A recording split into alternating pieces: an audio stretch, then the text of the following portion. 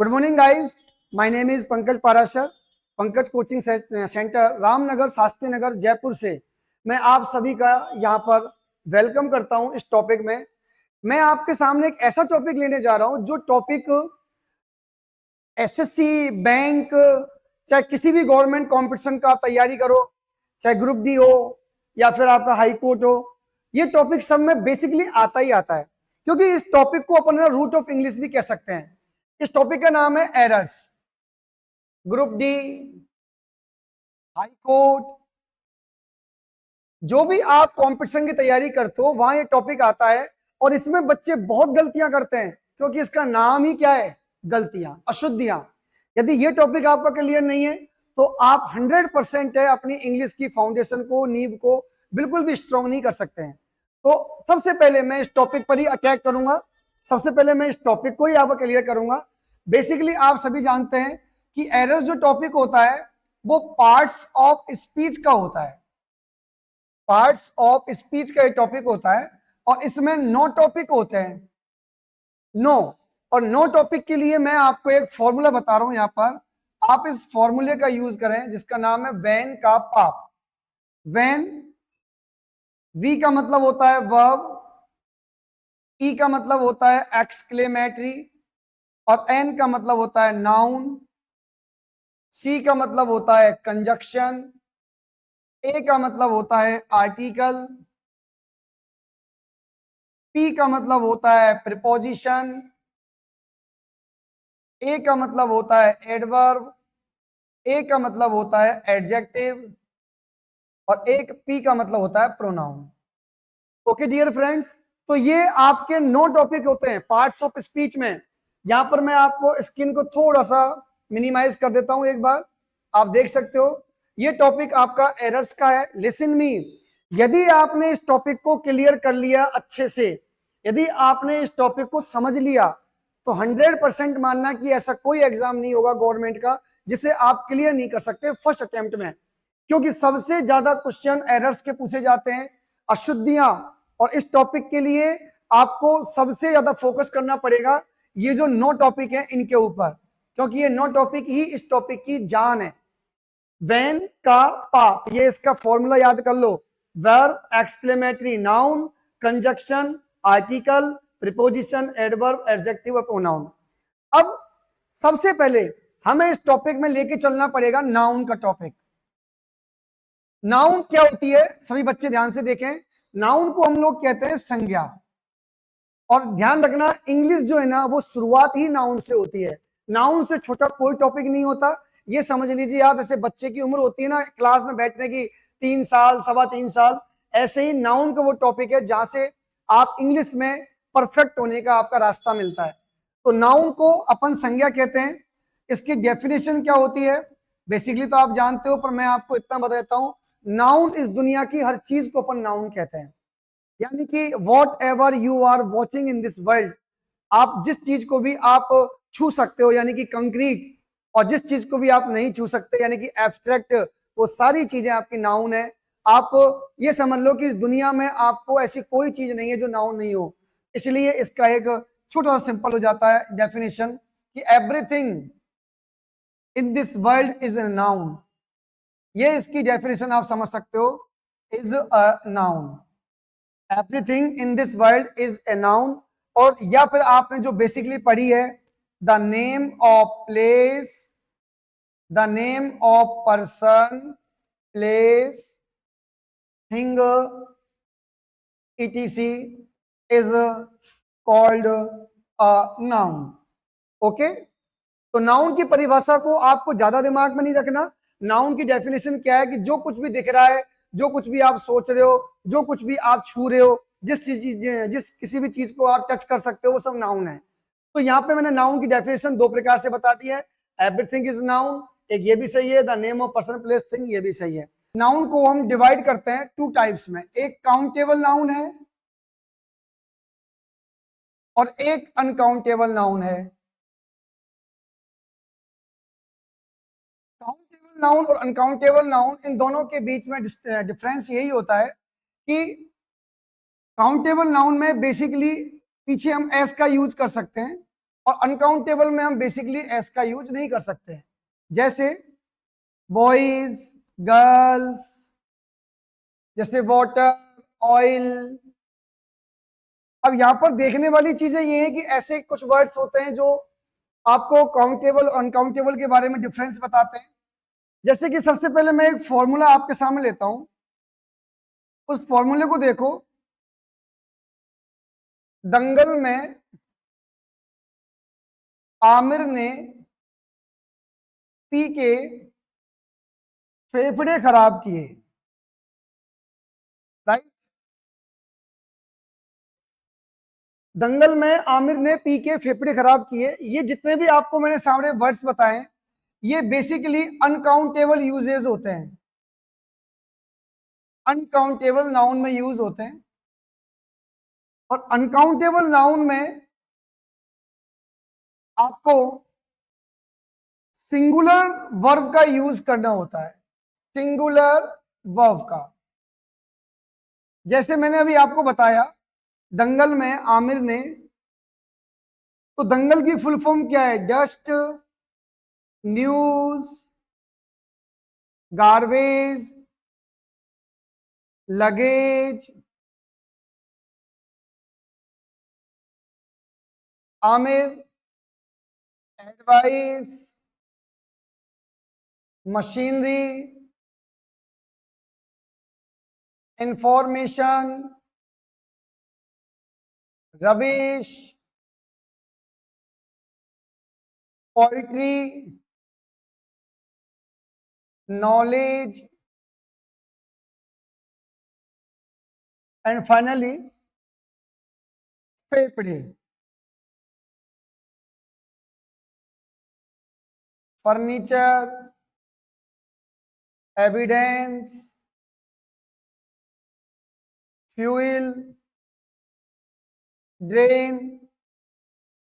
And electricity. ये जितने भी वर्ड्स आप यहां देख रहे हो ये सारे सिंगुलर वर्ब के लिए यूज होंगे और इनको अपन अनकाउंटेबल नाउन में यूज करेंगे। अब इसका एक एग्जांपल देख सकते हैं अपन यहां पर कि जैसे dust spread on the floor. अब आपके सामने ये कहा जाए कि इसका राइट आंसर क्या है, तो dust spread on the floor, तो डस्ट जो है वो अनकाउंटेबल नाउन है और अनकाउंटेबल नाउन में आपको यूज करना है सिंगुलर वर्ब, यहां पर आ जाएगा इज, क्योंकि जो भी अनकाउंटेबल नाउन होगी वो आपकी सिंगुलर वर्ब में ही यूज होती है। ओके, जैसे एक एग्जांपल अपन और लेते हैं, जैसे कि होल इंफॉर्मेशन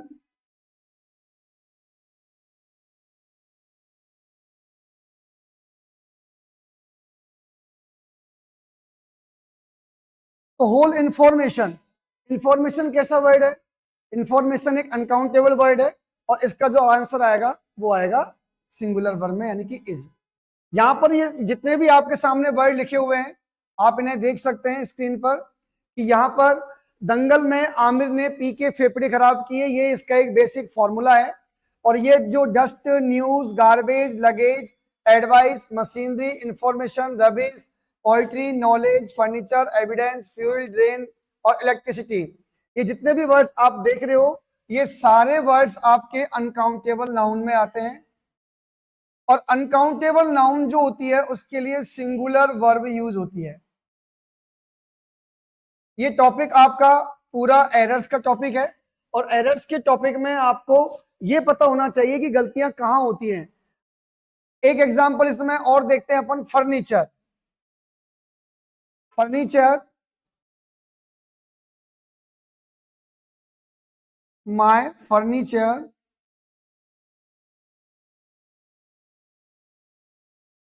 वेरी हैवी, और ऑप्शन में आपका इज, एम, आर आपको दिया जाएगा। तो माय फर्नीचर के साथ आपको क्या लगाना पड़ेगा? इज, क्योंकि फर्नीचर वर्ड कैसा है? अनकाउंटेबल है। और जितने भी वर्ड्स आपको यहां पर स्क्रीन पर दिख रहे हैं ये सारे अनकाउंटेबल हैं। इनका फॉर्मूला याद कर लो, दंगल में आमिर ने पी के फेफड़े खराब किए, ये दंगल, ये आमिर, ये पी के और ये फेफड़े। इस तरह से आपको रूल नंबर फर्स्ट आपका क्लियर हो जाता है। ये जितने भी अनकाउंटेबल नाउन्स हैं आपके, अनकाउंटेबल नाउन, ये हमेशा सिंगुलर वर्ब का इसमें यूज होता है। ओके, आपके सामने वर्ड्स लिखे हुए हैं, दंगल की फुल फॉर्म, आमिर की, पीके की और फेफड़े की, ये सारे वर्ड कैसे हैं आपके, अनकाउंटेबल हैं। और अनकाउंटेबल जो नाउन होगी उसका जो आंसर आएगा वो सिंगुलर वर्ब में आएगा। आप देख सकते हो नाउन के टॉपिक में बेसिकली इतना ही पढ़ना होता है कि काउंटेबल नाउन और अनकाउंटेबल नाउन। काउंटेबल नाउन हम बचपन से पढ़ते आ रहे हैं, ऐसी नाउन जिसको अपन आराम से काउंट कर सकें। अनकाउंटेबल नाउन जिसमें अपन काउंट नहीं कर सकते, जैसे कि जो भी मेजरमेंट वाली चीजें होती हैं, मेजरमेंट जिनको अपन नाप और तोल सकते हैं, उन्हें अपन कहते हैं अनकाउंटेबल। जैसे कि अपन दूध है, ऑयल है, मिल्क है, आपका मनी है, ये जितने भी वर्ड्स हैं आपके ये अनकाउंटेबल हैं, इन्हें अपन कभी भी काउंट नहीं कर सकते हैं। अच्छा, इसमें रूल नंबर 1 क्या है? रूल नंबर 1 है दंगल में आमिर ने पी के फेफड़े खराब किए। ये जितने भी वर्ड्स हैं आपके सारे कैसे हैं? अनकाउंटेबल हैं। अब इसका रूल नंबर 2, यहां पर आप देख सकते हो जितने भी वर्ड्स आपने बता रखे हैं, यहां पर इनकी एग्जाम्पल है। जस्ट के साथ इसका यूज है और इंफॉर्मेशन के साथ आपका इसका यूज क्यों है? क्योंकि ये सारे वर्ड आपके अनकाउंटेबल है। जस्ट भी अनकाउंटेबल है, इंफॉर्मेशन अनकाउंटेबल है, और यहां देख सकते हो आप फर्नीचर भी अनकाउंटेबल है। अनकाउंटेबल है इसलिए नाउन जो है आपकी वो सिंगुलर वर्ब में है। ओके, सिंगुलर वर्ब में क्या है आपकी? नाउन है। अब रूल नंबर 2 अपन इसकी बात करें तो रूल नंबर 2, एक रूल है SSTCJH। ध्यान से देखें, SSTCJH। एस का मतलब होता है स्टेशनरी, एस का मतलब होता है सीनरी, टी का मतलब होता है ट्रैफिक, सी का मतलब आपको देख सकते हो आप क्रॉकरी, जे का मतलब होता है आपका ज्वेलरी, और एच का मतलब है आपका हेरिटेज। SSTCJH, ये भी आपके जितने भी वर्ड्स हैं इन नाउन्स के साथ आपका सिंगुलर वर्ब का यूज होना होगा। सिंगुलर वर्ब का यूज करते हैं, क्योंकि नाउन के टॉपिक में यदि आप पढ़ रहे हो तो आपको बस यही पढ़ना है सिंगुलर क्या है और प्लूरल क्या है, और कुछ नहीं पढ़ना, बस सिंगुलर और प्लूरल को याद रखो। जैसे मान लो आपका क्वेश्चन आ जाता है कि this scenery, this scenery very beautiful, और ऑप्शन में आपको आ जाता है इज एम आर, तो सीनरी के साथ आपको यूज करना है इज। ओके, सीनरी के साथ आपको यूज करना है इज, क्योंकि सीनरी वर्ड कैसा है? ये रहा। सीनरी वर्ड के साथ आपको सिंगुलर वर्ब का यूज करना है। जैसे एक बहुत ही इंपॉर्टेंट वर्ड है ट्रैफिक, बहुत ही इंपॉर्टेंट वर्ड है आपका traffic. The whole traffic very heavy, traffic जो है वो आपका बहुत ज्यादा हैवी है, भारी है, ज्यादा है, तो आपको यहां पर लगाना है इज। क्यों? ट्रैफिक वर्ड कैसा है? सिंगुलर वर्ड है। तो SSTCJH, ये जितने भी वर्ड्स आप देख रहे हो वो सभी आपके सिंगुलर वर्ब में यूज होंगे। याद रखना एक बार दोबारा। एक एग्जांपल और लेते हैं, ज्वेलरी, जैसे कि my jewellery very expensive.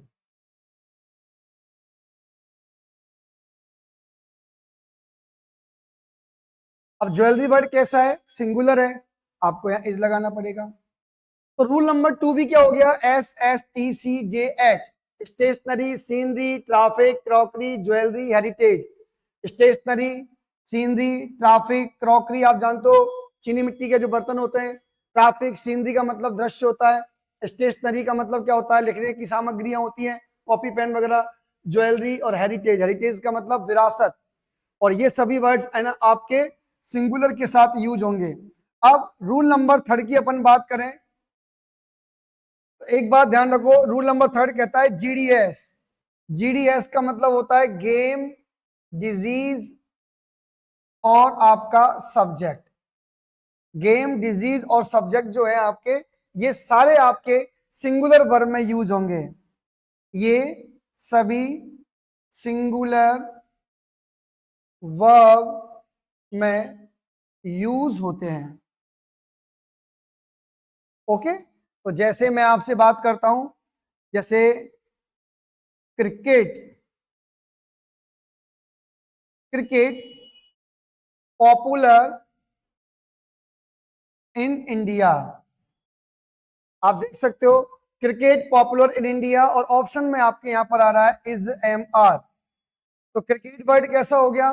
Cricket word है आपका गेम का, तो गेम वाला जो क्रिकेट वर्ड है उसमें आपको सिंगुलर लगाना है, यानी कि इज लगाना है। ओके, एक जैसे कि डिजीज ले लीजिए, डिजीज की बात करें अपन तो कैंसर, कैंसर वेरी फटल disease.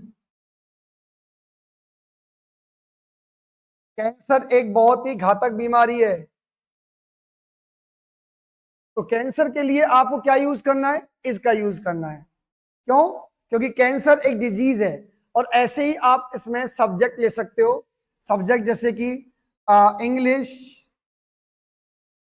My favourite subject, my favourite subject. और ऑप्शन में आ गया यहां पर इज एम आर। तो इज एम आर के लिए आपको क्या लगाना पड़ेगा? इज लगाना पड़ेगा, क्योंकि इंग्लिश क्या है? एक सब्जेक्ट है। ओके, तो यहां पर आप देख सकते हो मैंने आपको 3 रूल क्लियर कर दिए नाउन के। 3 रूल आपको आई थिंक समझ में आ गए होंगे। नाउन के टॉपिक में ज्यादा कुछ भी नहीं है, सिर्फ ओनली काउंटेबल और अनकाउंटेबल नाउन का है। एक इसके साथ जो लगने वाली वर्ब्स होती है उनके बारे में नॉलेज है। यदि आपको पता लग जाए कि इसमें कौन सी वर्ब यूज हो रही है, तो आप आराम से आपका आंसर सही होगा। रूल नंबर 4,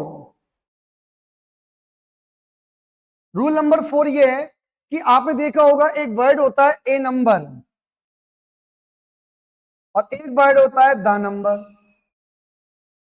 तो ये जो ए नंबर वाला वर्ड है, इसके साथ हमेशा प्लूरल वर्ब का यूज होता है,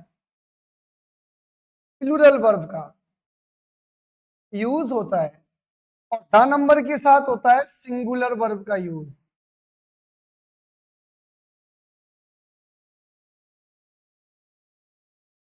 अब जैसे मैं आपके सामने एग्जांपल देता हूं, ए नंबर ऑफ गर्ल्स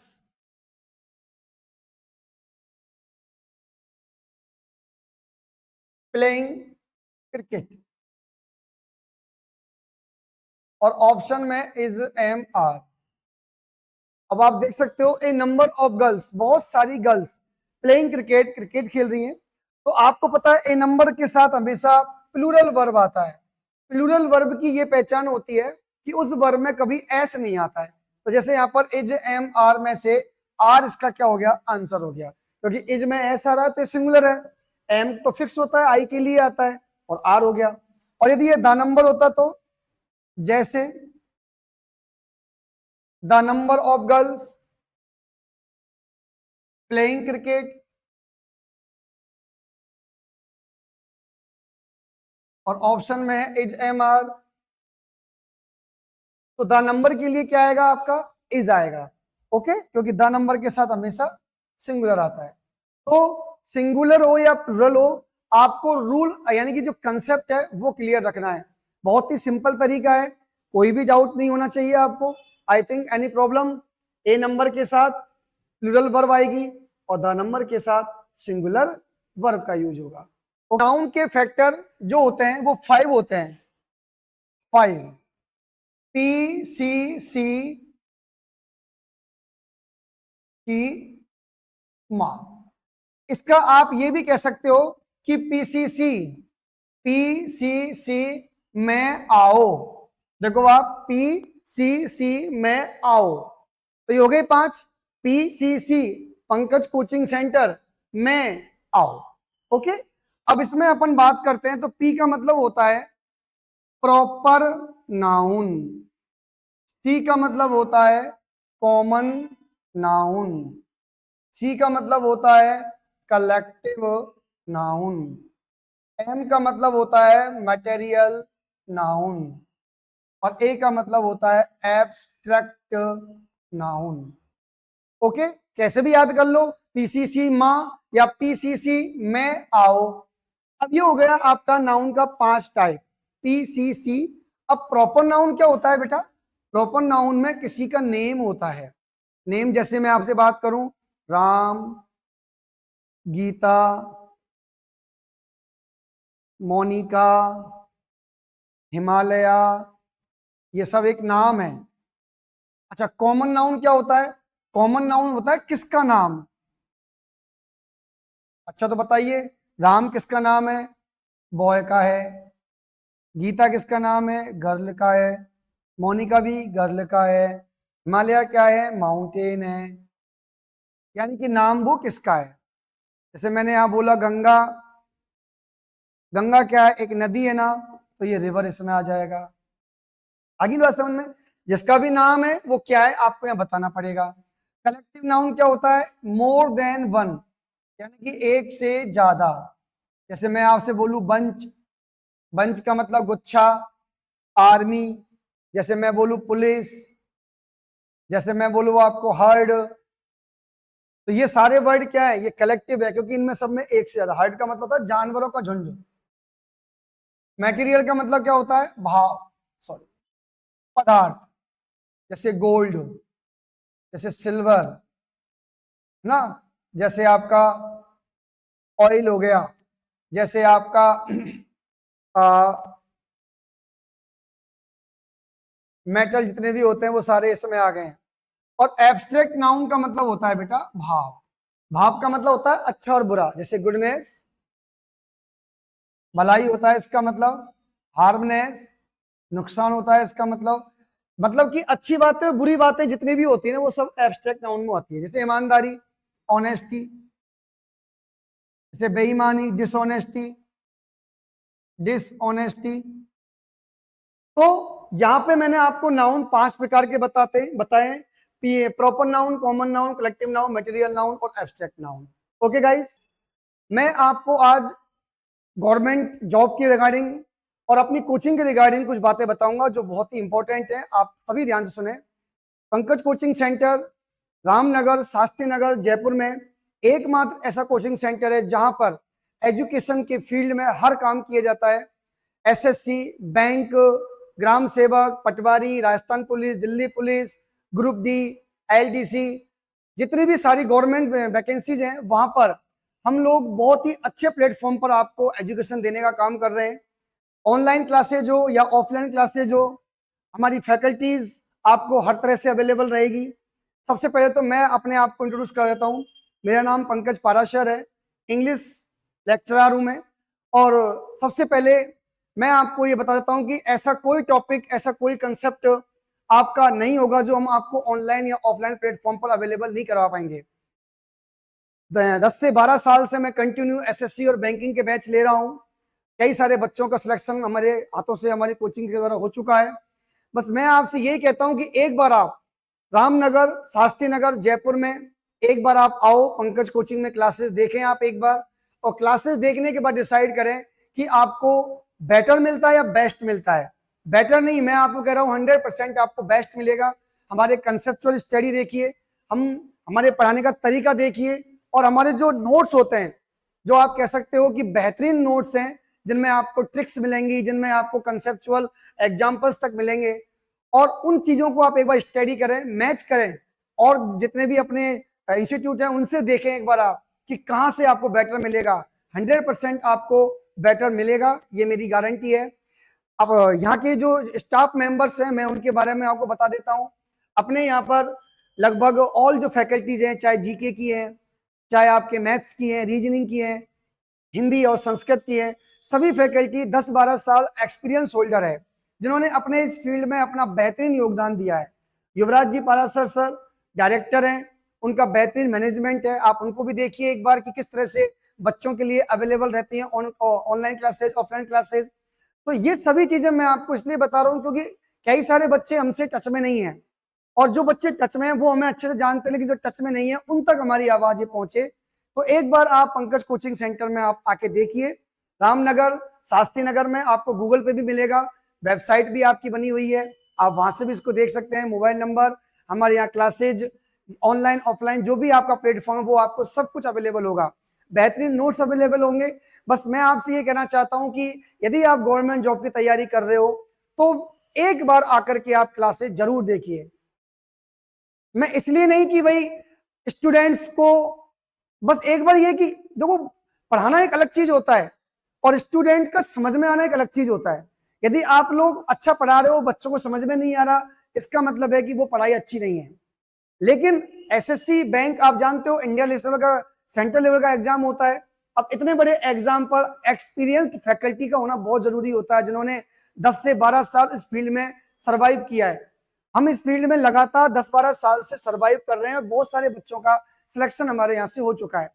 तो एक बार मैं आपसे यही कहूंगा कि आप एक बार आए, क्लासेस देखें, ऑनलाइन ऑफलाइन टेस्ट सीरीज को भी देखें, प्लेटफॉर्म पर आकर के एक बार आप बच्चों को, एक बार आप काउंसलिंग करें, डेमो क्लास लें। 5 से 7 दिन की क्लासेज होती है, डेमो नॉन चार्जेबल होता है, कोई चार्ज नहीं है।